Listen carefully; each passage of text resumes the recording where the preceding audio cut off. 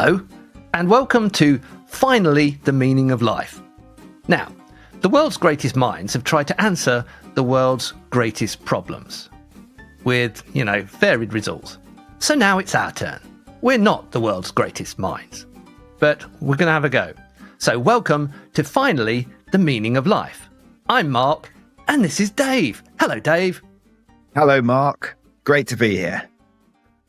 Where else were you going to be? I don't know, drinking coffee in the rain. And that kind of sums up this podcast, you see. We've got nothing else to do, so we thought we'd solve the world's greatest problems. But here's a little twist for you. We're not alone in this endeavour, are we, Dave? No, not at all, because who are we to come up with the world's greatest problems? Exactly. So we've enlisted the help of AI. The AI is going to give us what it thinks are the world's greatest problems. But we're not going to rely on AI to solve those problems. I mean, that would be madness, wouldn't it? That would be crazy. I mean, I've seen how AI solves problems in all these disaster films. It doesn't go well. Exactly. So to avoid the end of the world, we're going to solve the problems. We're going to come up with solutions for the problems that AI thinks are facing humanity. Yeah, I think the problem is most of these greatest thinkers have overthought it. So if we come at it, we'll be all right. Dead right, Dave. You've hit the nail on the head there. People have been thinking too much. We've never been accused of that, have we? Not that I remember. So let's have a look at the first question that the AI has given us. Here it is. If the fountain of youth makes you live forever, what happens if you drown in it? So we really are starting with an important problem for the world. This is vital. You see, this is why the AI is AI. Yeah, a hypothetical situation about a fictitious fountain. Yeah. But you see, sometimes it's these things that people don't. That's why the AI is the AI, you see.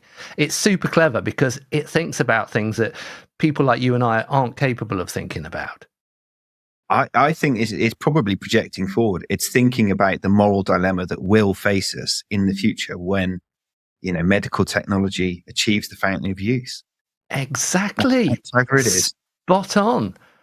So, let's look at that question and we'll do our best to actually think about it. If the fountain of youth makes you live forever, what happens if you drown in it? Now, let's start with the idea of youth. Is it overrated?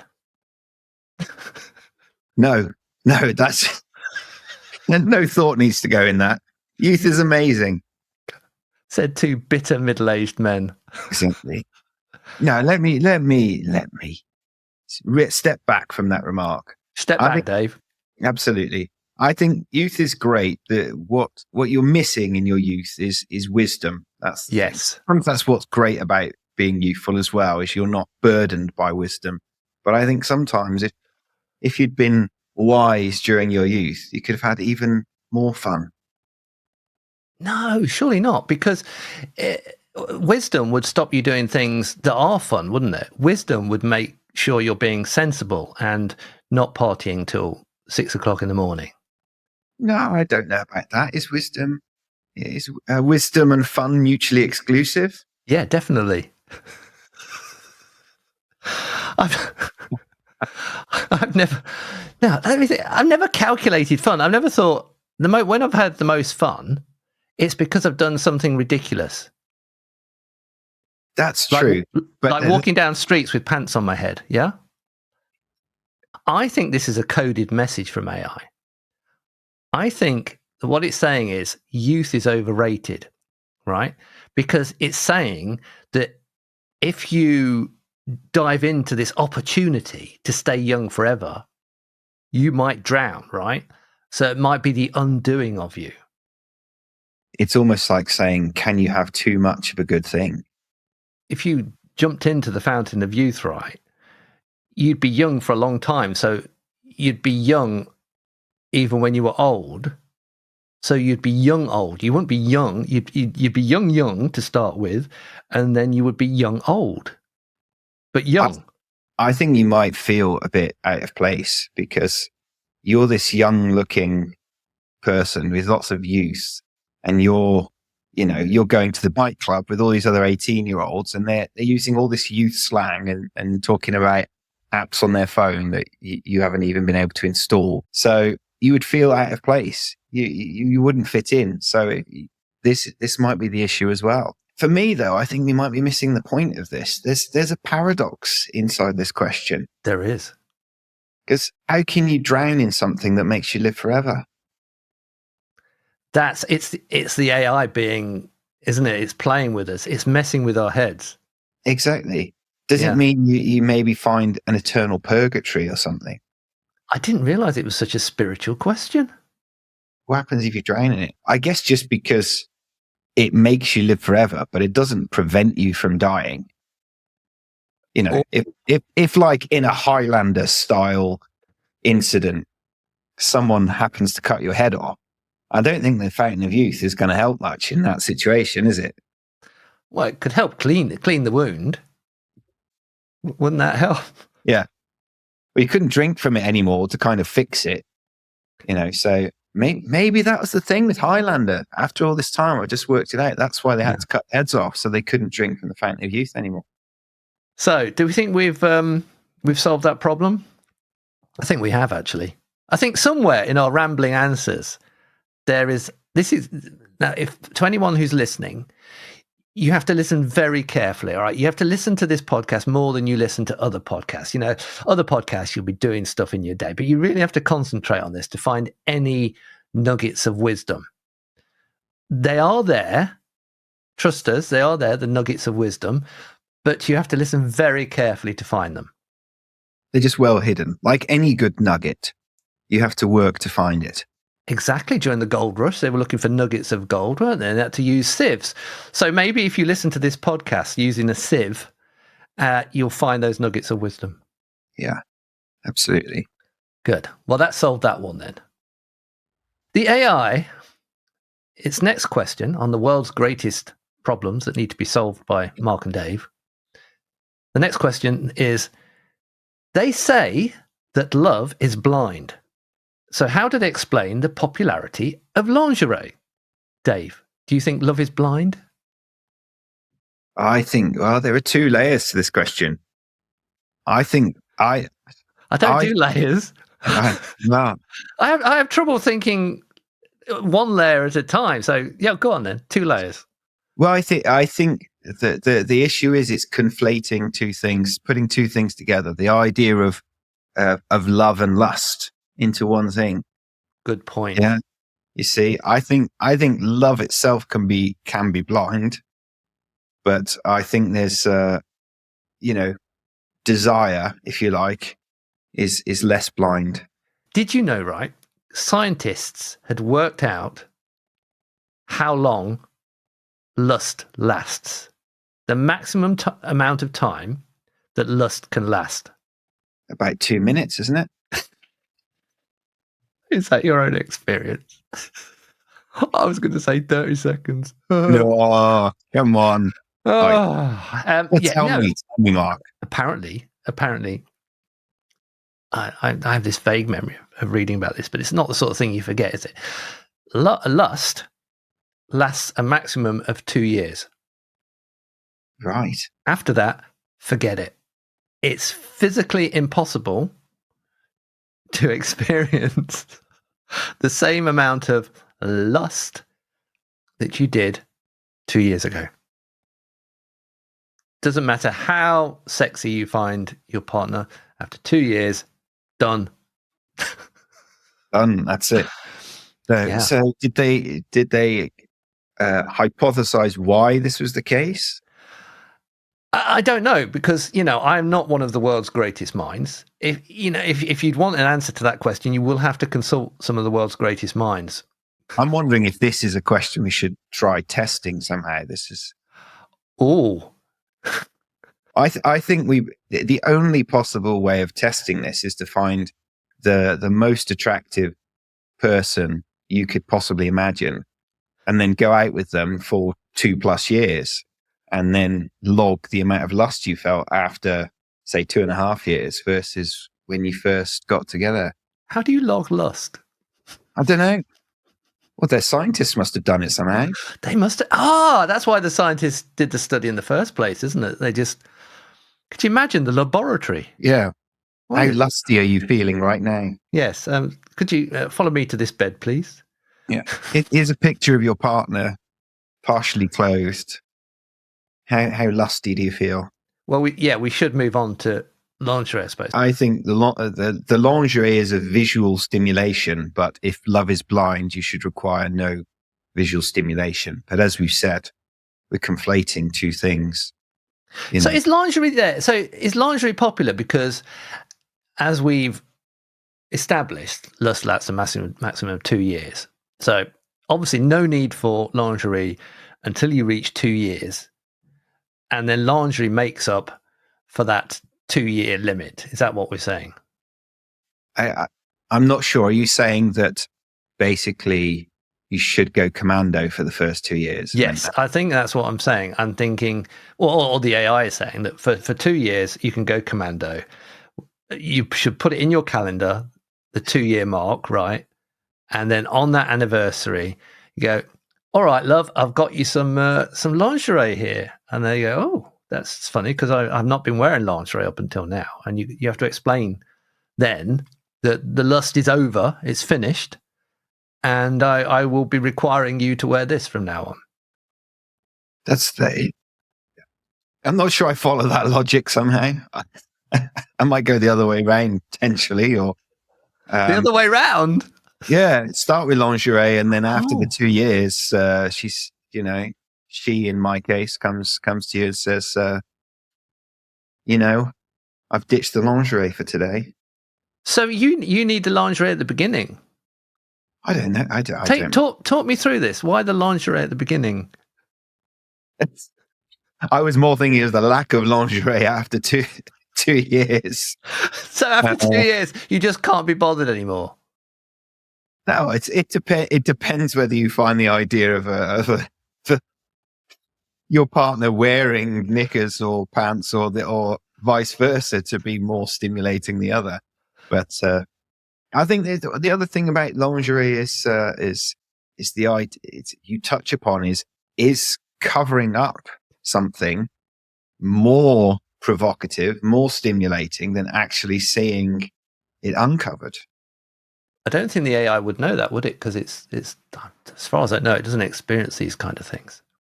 Probably has an opinion based upon millions of lines of text that it's read, but it has no basis for that opinion in real life. Do men need lingerie? I'm just worrying. I'm wondering if I've let women down in some way. Yeah, I mean, lingerie shouldn't be restricted to any particular gender. It shouldn't really, should it? Back to you earlier. Are you a pants or a boxer short man? Oh, I've had a long struggle with this issue. It's been years. I have tried so many different things. When I was a kid, we had they weren't called slips. Well, obviously we start with Y fronts, don't you? Pretty much. Well, you did back then, and then I moved on to slips, and I wore slips for years. Especially when you're young, because I don't know, it just looks kind of they're kind of skimpy, aren't they? I suppose, and they hold everything together. But then I began to realize that they're not that comfortable. Slips, they're too huggy. Do you know what I mean? I want some distance between my fabric and my things. So I moved, and then I went to boxer shorts. That was probably the worst time of my life. Was the time I spent in boxer shorts, because they are just so, they might as well not be there. You might as well just go commando if you're going for boxer shorts. They don't hold anything together. No support. No support, no warmth, I don't know if you need warmth, maybe in winter, but nothing. So then I got really, really stressed about the whole thing, about what to try next. And I've gone for this kind of mixture now of trunks. Yeah, they're called trunks, aren't they?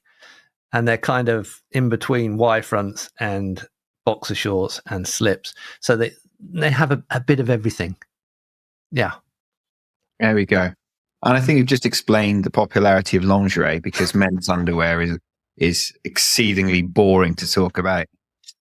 Whereas if you'd just gone on a monologue about the various forms of lingerie that your partner has worn over the years.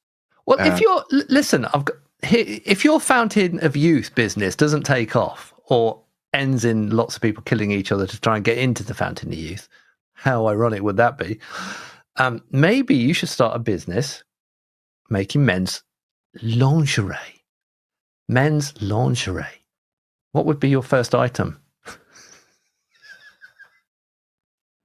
Don't want to put you on the spot, but we need to take this idea seriously, because there's obviously a huge gap. As I've illustrated, there's a huge gap in the market for men's lingerie. We've put the emphasis on women dressing up for lustful occasions, but we've let ourselves off lightly. So, yeah. It'd have to be sort of lacy, part see-through trunks, right? That would lace. Oh, genius! Lacy trunks.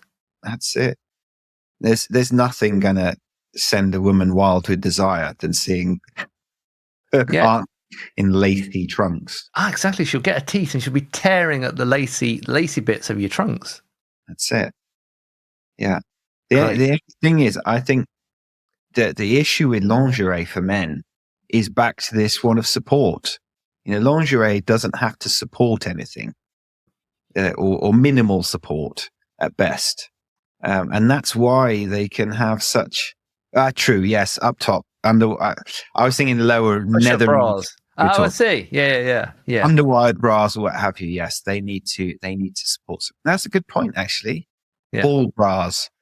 That would be my second item of lingerie. Ball bras. Now, I think you've been missing out here. We've found your new talent. That's it.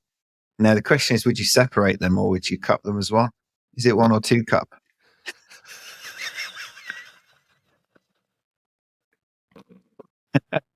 Do you lift and separate? That might be quite painful. The thing is, if you separate, they need to be 2 different heights, right? That's the general anatomy. You don't necessarily hold at the same height. Would they be underwired? Underwired. Where would the fastening be to put them on? Round the back? It'd have to be, yeah. It would, wouldn't it? It'd be part of that would be just like a bra. That's it. The woman reaches round, unclips, unhooks the little clip, and then it falls away. And then maybe scientists will do a new study and lust will last more than 2 years. That's it. That's the real issue behind why lust doesn't last more than 2 years. The lack of men's lingerie. Absolutely. I think that with that note, we must have solved this question, right? Oh, this is a breakthrough for us, I think that's a question we have actually, or a problem we've actually solved. Well done, us, yeah? So, the next question. Why do we automatically assume that people who wear glasses are smarter? Well, this is a straightforward one, Mark. I think that's because they are. For those of people who are only listening to this and not watching us, the reason we both agree with this is that we are both wearing glasses. And I don't even need to wear glasses. Did you know that? No, this is a revelation. Yeah. People thought I don't know why. I have no idea why, but apparently a lot of people thought I wasn't very clever. So I can't imagine that, Mark. Exactly. So I had two things, or 2 possible actions to solve this problem. I could either read more intelligent books and take a few courses and, philosophy, the history of ideas, the history of art, physics, chemistry, make myself cleverer, right? But that seemed a lot of hard work. And I'm very short of time. So That wasn't appealing. So, or I could get a pair of glasses. So here I am wearing glasses. So are these? So there's no prescription lenses. Those are the fake lenses they send with your glasses. All right, I'm being disingenuous here a little bit. I do need glasses to read. Okay. And strictly speaking, my distance vision is improved when I wear my varifocals, right? But it is not a huge amount, right? And I could day to day get away with not wearing glasses. But I think it kind of makes me look quite smart. Well, there you go. And back to the question that has been posed. Why? Why do we assume people who wear glasses are smarter? Because when you see someone wearing glasses, you think their eyes are knackered. And if their eyes are knackered, it must be because they've been reading a lot of books. And therefore, they are clever. Really? But these days, surely that stereotype must be getting smashed, because people are spending all this time looking at TikTok videos and hence ruining their eyes. And so you think as time goes by, it'll flip? Yeah, maybe. Let's go with that. So eventually, and probably led by us by this very podcast, because we've stated from the very, the whole point of this is the world's greatest minds have attempted to solve the world's greatest problems. And we are very, very far from being the world's greatest minds now trying to solve the world's greatest problems. And we're both wearing glasses. We will change people's ideas about people who wear glasses. That's it. Stupid people can wear glasses too. So I think we've answered that one. I think we've given a reason why. I mean, I don't think we've solved the problem. We might have caused more problems, but we've explained why we automatically assume that people who wear glasses are smarter. That's it. And forecast that in future, that trend will reverse. Now, on to the next one. What's the most ridiculous thing we tell children? Well, as I have children, I tell them many a ridiculous thing. Like mummy and daddy love each other. Oh, but they do. Yes, they do. They do.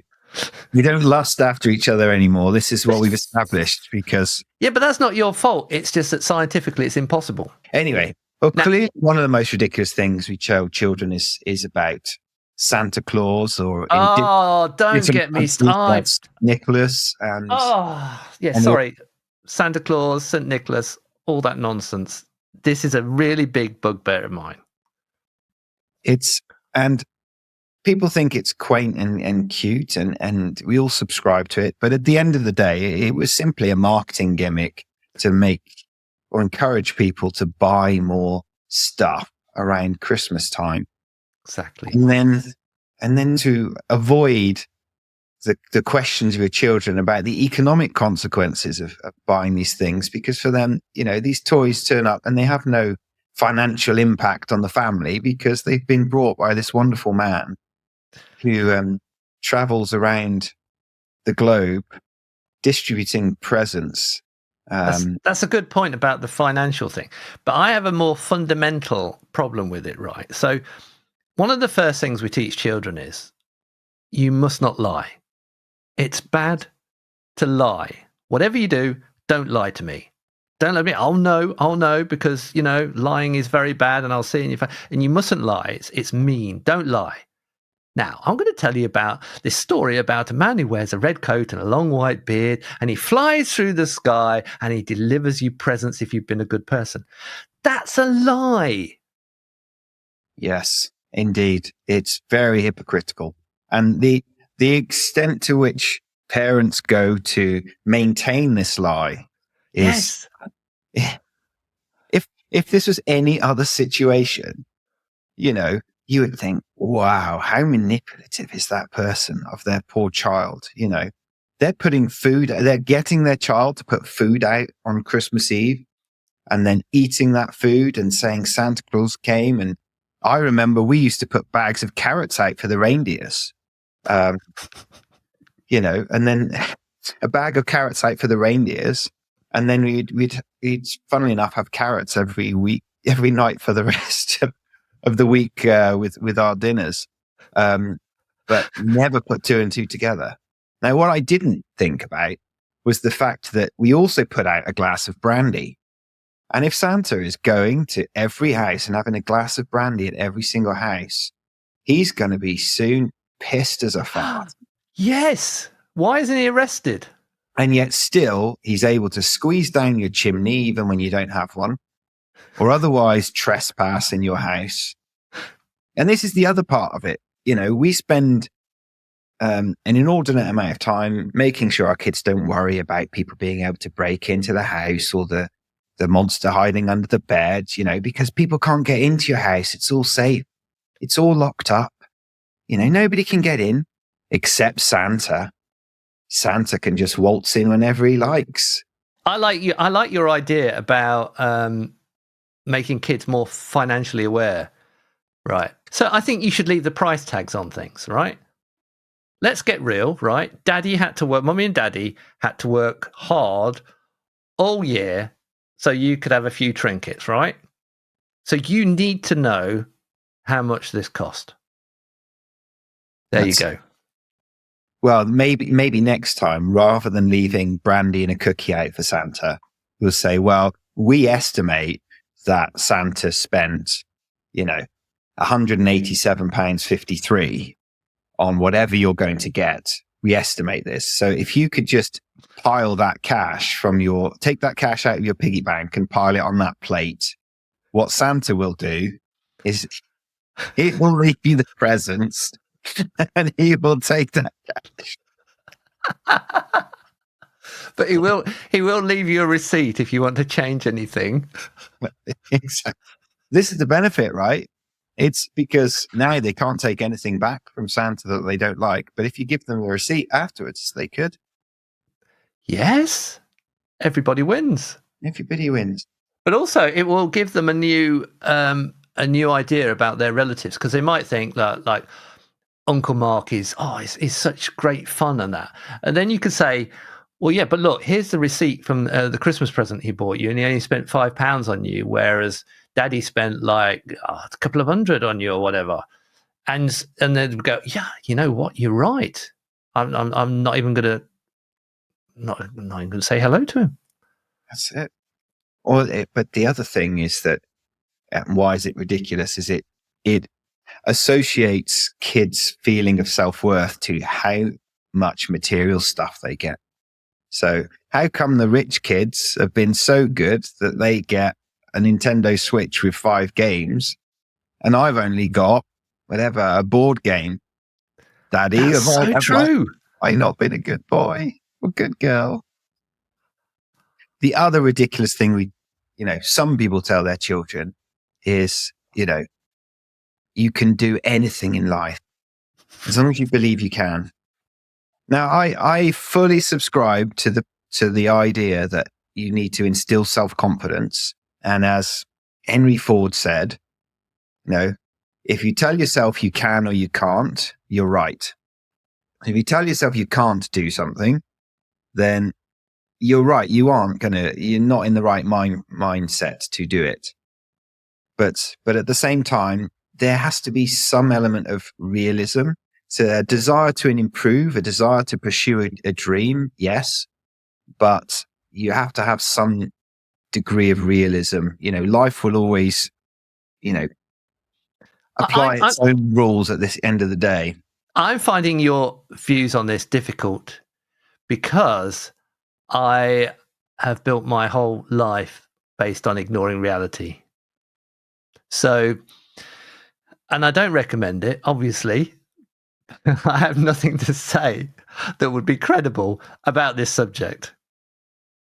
Are you so you're recommending they just need we shouldn't say like follow your dream, yeah? No, I'm not saying that. I'm saying that it's this idea that you can do absolutely anything if you put your mind to it. A lot of kids when they're growing up, you say, what would you like to be when you grow up? and they say, I want to be an astronaut and I want to be the first person to walk on Mars. So you're saying straight out, you say, don't be ridiculous. No. Why not? Because it is. It's a lie. If you said, yes, oh, well done, little Johnny. I think, yeah, you could do that. Is that what you're saying? No. It's literally that line that you can do literally anything if you believe in it. It's this disassociation with hard work. And well, it's hard work becoming an astronaut that can walk on Mars. That is hard work, I bet. Yes, but it's when people say you can do anything if you only believe or if you manifest it. So you need to couple the work with the belief. That's what I'm saying. So you can't get anywhere with that hard work. You can't be Taylor Swift if you haven't coupled the belief with the talent, with the hard work. You can't be a Messi without the hard work.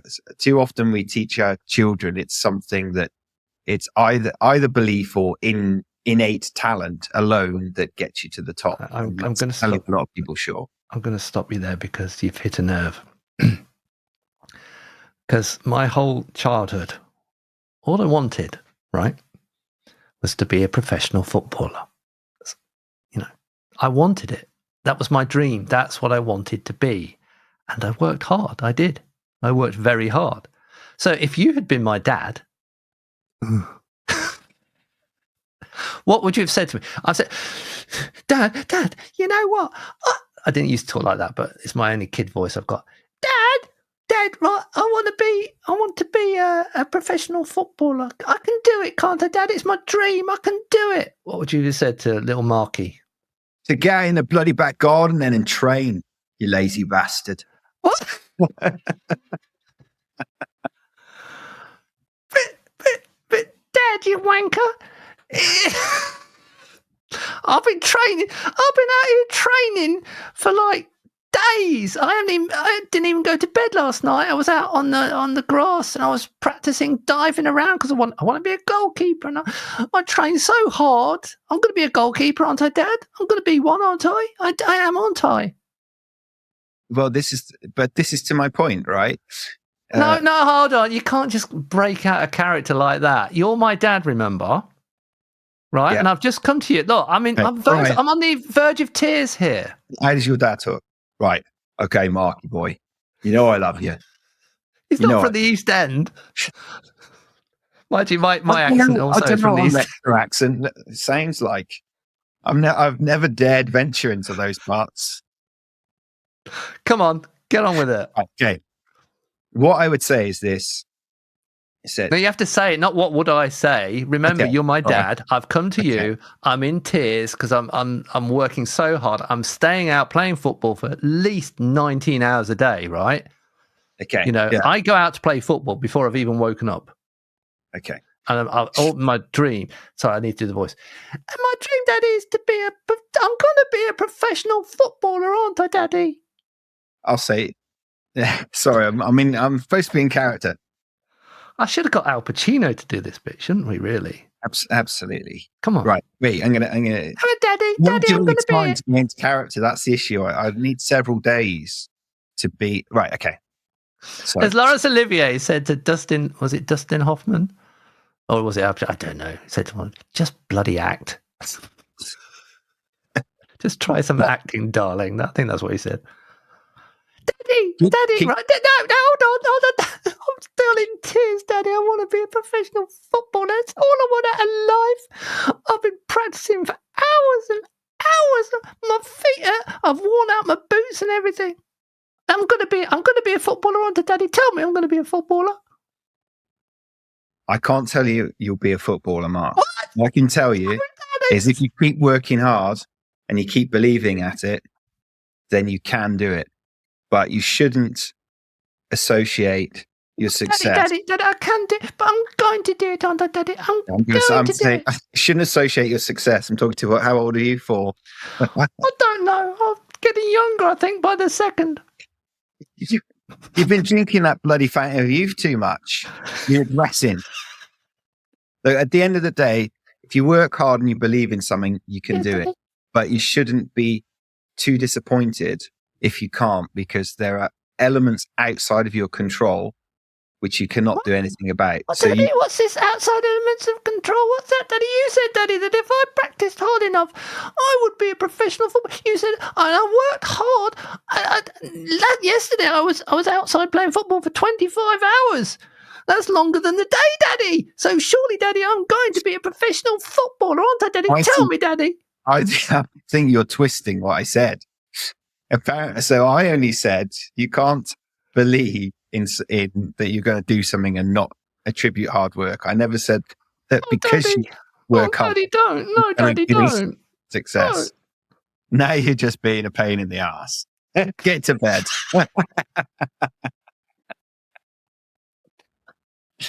Keep working hard. Believe, and you can probably do it.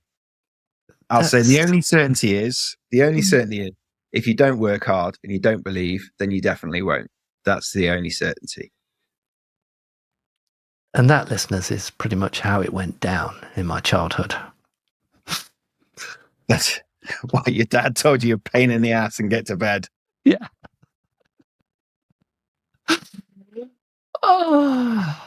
So I think we've done a marvellous job of, if not solving some of the world's greatest problems, at least bringing to light some problems, along with the AI, bringing to light some of the world's problems and encouraging people to think about these subjects. So I hope you enjoyed that, and I hope you'll tune in for our next episode when we solve even more problems. So bye for now. Bye, Dave. Bye, Mark. Bye, everybody. Thanks for listening.